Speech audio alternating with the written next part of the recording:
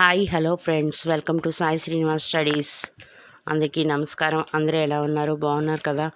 ఈరోజు న్యూస్ అయితే ఏంటంటే, అమ్మఒడి నగదుకు ప్రత్యామ్నాయంగా విద్యార్థులకు ల్యాప్టాప్ ఇస్తామంటూ ఈనాడులో ఒకటైతే న్యూస్ అయితే వచ్చిందండి. ఇకపై 9 నుంచి 12 తరగతులు వసతిదేవిన విద్యార్థులకు ఇటువంటి అవకాశం అయితే ఇచ్చారండి.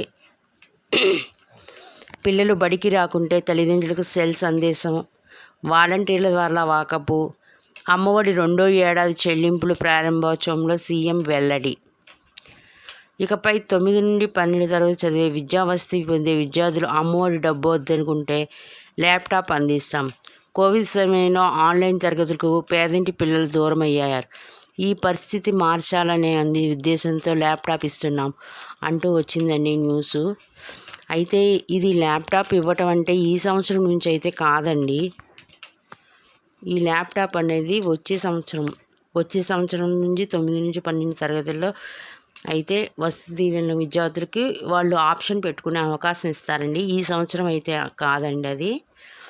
మరి ఇంకోటి అయితే న్యూస్ ఏంటంటే, ఆ ల్యాప్టాప్ అయితే సుమారు 25 నుంచి 27 వేల వరకు ఉంటుందంటున్నారండి.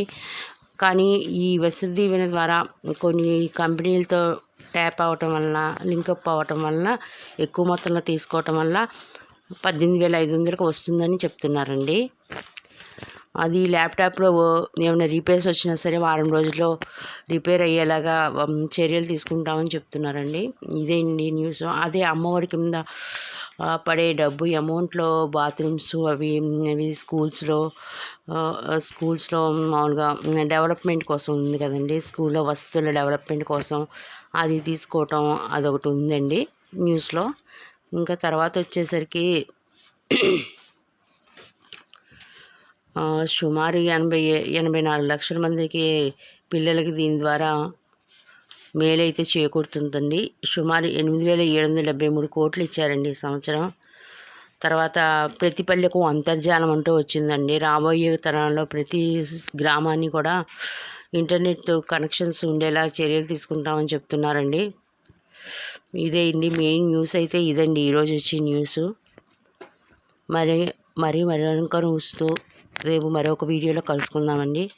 Please subscribe my channel. Thank you very much.